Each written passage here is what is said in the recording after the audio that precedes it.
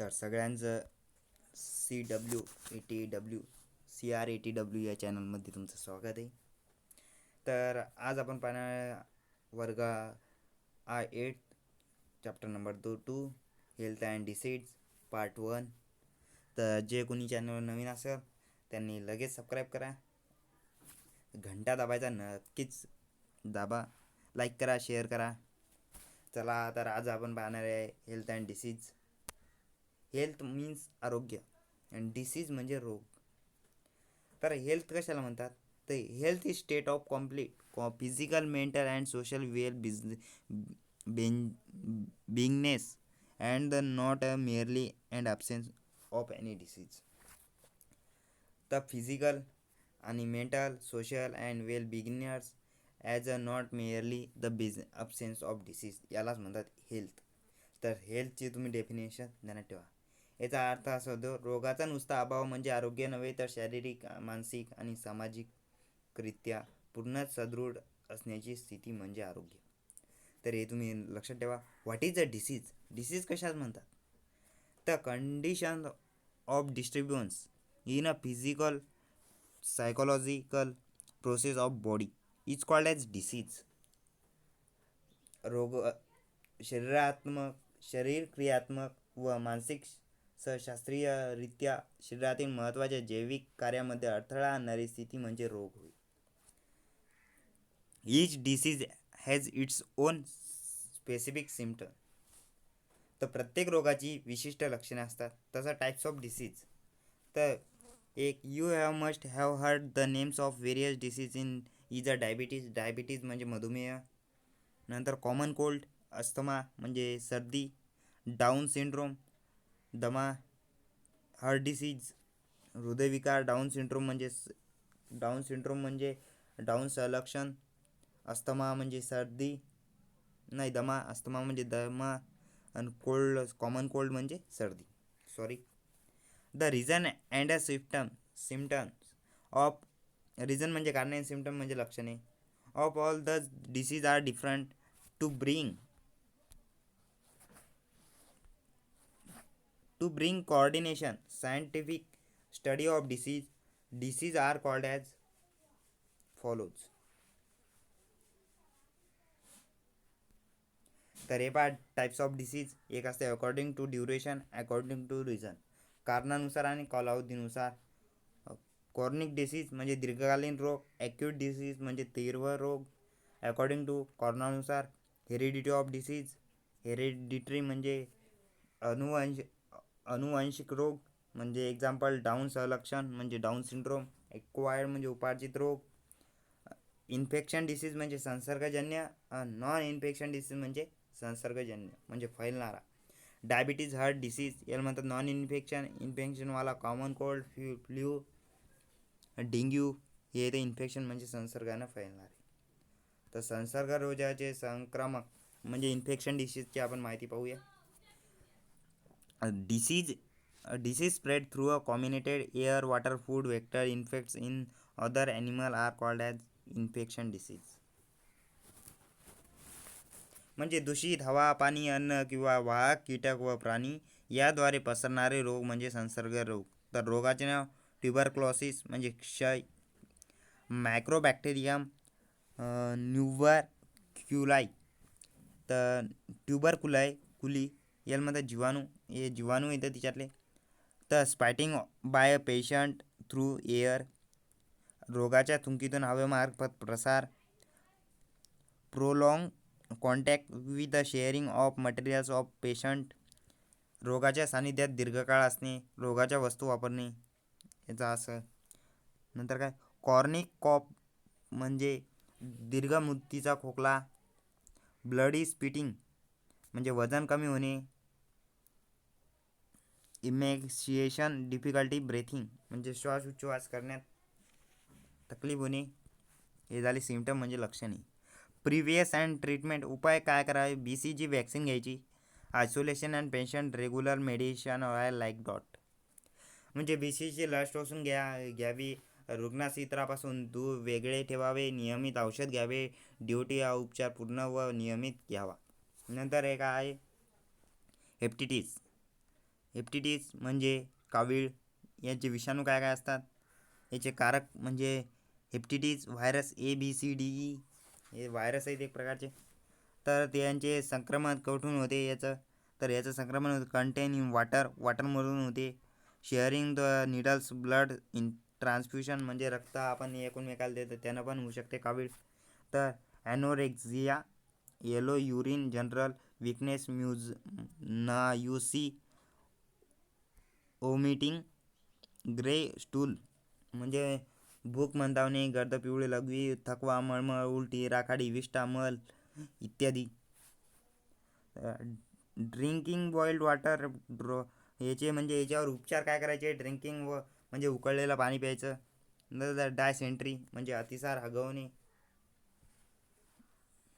अतिसार, bacteria, virus, Shigella, bacilli, Entamoeba, histolytica. Contaminated food and water stool in pains, abdomen म्हणजे पोटदुखी, पाण्यासारखे पातळ जुलाब. काय drinking boiled water, proper storage of food, ORS consumption. Cholera म्हणजे पटकी. याचा कारक काय तर जीवाणू विब्रो कॉलरी येतं. Contaminated in food and water म्हणजे पाणी आणि दूषित पाणी आणि water. Vomiting severe, diarrhoea, cramps in leg म्हणजे उलट्या व तीव्र जुलाब, पोट दुखणे, पायात पेटके येणे. Following the hygienic practice, avoiding open place food, drinking boiled water, vaccination against chlorella म्हणजे स्वच्छता राखावी, उघड्यावरील अन्नपदार्थ खाऊ नयेत, पाणी उकळून प्यावे, कोलेरा प्रतिबंधक लस घ्यावी. नंतर टायफॉईड म्हणजे विषम मज्वर, याची सोलेमोनिला टायफॉईड हे बॅक्टेरियम म्हणजे जीवाणू. The contaminated in food and water दूषित पाणी, दूषित अन्न व पाणी. नंतर आहे anorexia, headache, rash and abdomen. The dysentery, fever up to 104 degree म्हणजे 104 डिग्री. तर मंदावणे, डोकेदुखी, मळमळ, पोटावर पुरळ उठणे, अतिसार 1.1 डिग्री 4 डिग्री सेल्सिअस, ताप येणे. तर याच्यासाठी उपचार काय करायचे? स्वच्छ व निर्जंतुक पाणी प्यायचं, लसीकरण करून घ्यायचं, सांडपाणी विल्हेवाट योग्य रीतीने करावी. हेच दिलेले drinking and clean water in vaccination power the disposal in the sewage. तर नंतरचं पाहूया डेंग्यू. तर आपण सम इम्पॉर्टंट डिसीज अँड प्रेझेंटेज पाहणार. तर डेंग्यूविषयी माहिती पाहू. मॉस्किटोज म्हणजे मच्छर. ले the as in water in long place in their by their population increase म्हणजे ते साठलेल्या पाण्यात डास अंडी घालतात आणि त्यांच्या वाढीस पोषक वातावरण निर्माण होऊन त्यांची संख्या वाढते. The different species mosquito spread in different disease. डासाच्या विविध प्रजाती वेगळे रोग पसरवतात. Dengue spread by Aedes aegypti. काय ते वाचून घ्या तुम्ही. तर त्यापैकी एडिस इजिप्ती प्रकारच्या डासामार्फत डेंग्यू हा संसर्ग पसरतो. This disease is caused by den 14 virus belonging to the type of फ्लॅविरिस.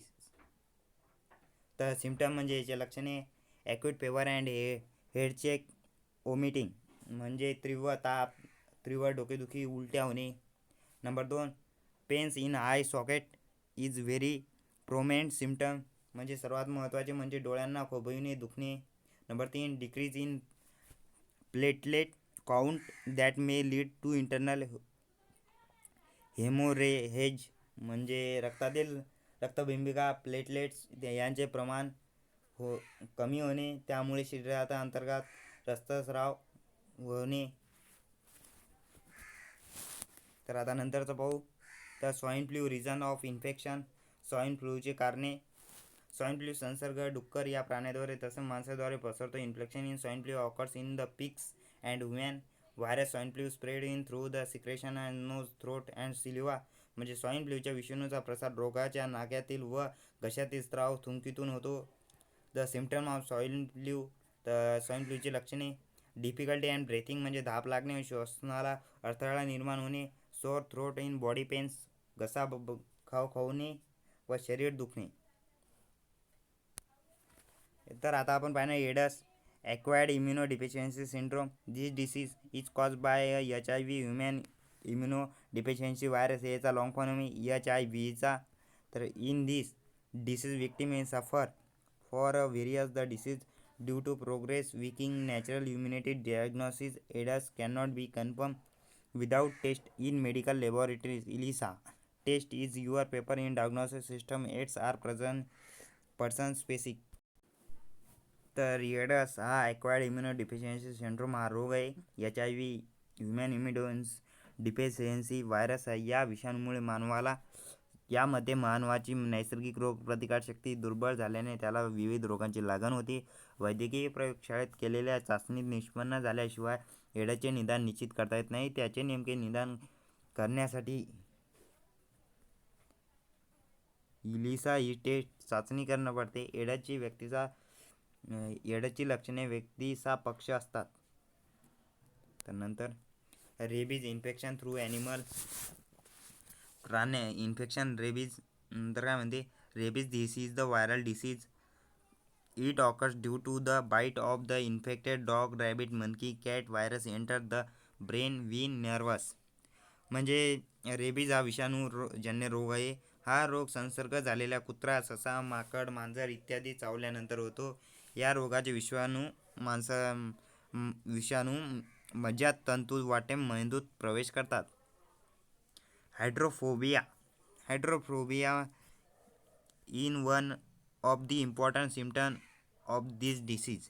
Hydrophobia हे रोगाचे महत्त्वाचे लक्षण आहे. In this case the victim shows the extreme fear of water. या रोगामध्ये रोगी पाण्याला घाबरत असल्याने त्यास जलसंस्त्रास असेही म्हणतात. Rabies in fatal disease. However the fatality can be prevented by a timely vaccination before the onset of symptoms start to appear with 175 days dog bite. म्हणजे मात्र रोग होण्यापूर्वी लस देऊन त्यापासून संरक्षण करता येते. कुत्रा चावल्यानंतर आजाराची 90 ते 175 दिवस लागू शकतात. तर नॉन इन्फेक्शन डिसीज म्हणजे फैलणारे न डिसीज. तर आता पण नॉन इन्फेक्शन डिसीज म्हणजे असंसर्गजन्य रोग, म्हणजे जे फैलत नाहीत. The which do not occur through infection body contacts are called a non infection disease. म्हणजे जे बॉडीद्वारे फैलत नाही त्यालाच म्हणतात non infection disease. Such a disease in the air women itself due to certain reason. म्हणजे असे रोग काही विशिष्ट कारणामुळे व्यक्तीच्या शरीरात उद्भवतात. तर cancer uncontrolled and abnormal gray cell growth is called as a cancer group, and lump and cancer cells is called as a malignant tumor. Cancer can occur in various organs like lungs, mouth, tongue, stomach, breast, uterus, skin and tissue like blood. म्हणजे याचं म्हणणं आहे पेशी अनियंत्रित अपसामान्य वाढीस रोग, कर्करोग, मधात कर्करोगाच्या पेशी समूहास किंवा गाठीस, दुर्दम्य, अर्बुद मधात कर्करोग, फुफ्फुस, तोंड, जीभ, जठर, स्तन, गर्भाशय, त्वचा यासारख्या अवयवात रक्त किंवा अन्य कोणत्याही ऊतीत होऊ शकतो.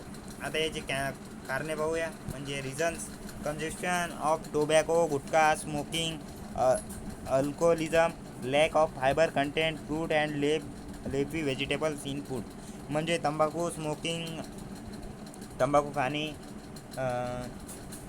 खाणे, गुटखा, धूम्रपान, मद्यपान, आहारात चोथायुक्त अन्नपदार्थ, फळे. The consumption in junk food, pizza, burger जास्त खाल्ल्याने पण हा रोग होतो. याचे लक्षणे: chronic cough in hoarseness, difficulty in swallowing म्हणजे दीर्घकालीन खोकला. कॉर्निक कफ म्हणजे दीर्घकालीन खोकला. हॉर्स वाईज म्हणजे आवाज घोगरा होणे. द डिफिकल्टी इन स्वॉलिंग म्हणजे गिळताना त्रास होणे. द इनक्युरेबल स्कॅर अँड इन्फ्लेमेशन, तर उपचार करूनही बरा न होणारा व्रण किंवा सूज. द लम्स अँड ब्रेस्ट, स्तनात गाठी निर्माण होणे.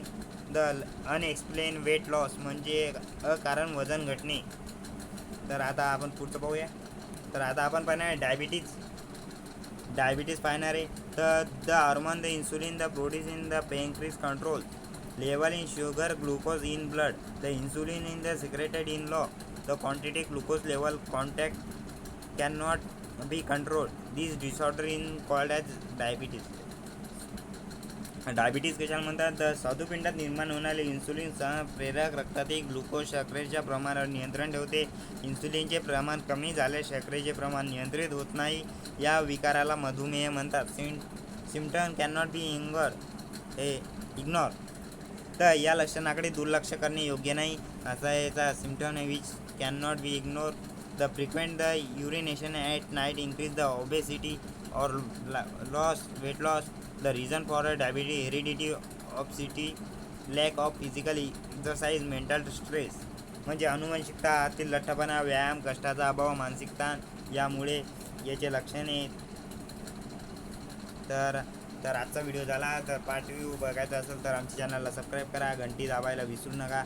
ही घंटी आहे दिसत असेल तुम्हाला, ही घंटी दाबा, लाईक करा, शेअर करा, लाईक करायचं विसरू नका. व्हिडिओ आवडला असेल तर तुम्हाला मी पहिलं चॅप्टर पण टाकलेलं आहे, तुम्हाला पाहायचं असेल तर तुम्हाला प्लेलिस्टची डिस्क्रिप्शनमध्ये मी लिंक देतो, ते तुम्ही पहिलं चॅप्टर जाऊन पहा. पहिल्या चॅप्टरचे 2 पार्ट आहे. तुम्हाला एक्सरसाइज पाहिजे असेल तर कमेंटमध्ये कमेंट करा की आम्हाला एक्सरसाइज द्या म्हणून, तर मी तुम्हाला एक्सरसाइज देईल, नाही तर अन्यथा देणार नाही. गणितचे पण व्हिडिओ टाकणार आहे मी मॅथचे, तर तुम्हाला ते पाहायचे असतील तर चॅनलला सबस्क्राईब करा, लाईक करा, बेल आयकॉन दाबायला विसरू नका. आणि तुम्ही लाईक करसाल तेव्हा तुम्हाला प्रोत्साहन येईल की वा माझे व्हिडिओ लाईक करतात, पोरांना आवडत आहे, समजत आहे, त्याच्यामुळं तुम्ही लाईक करायला विसरू नका. तर good bye, thanks for watching my video. तर चला भेटू उद्याला.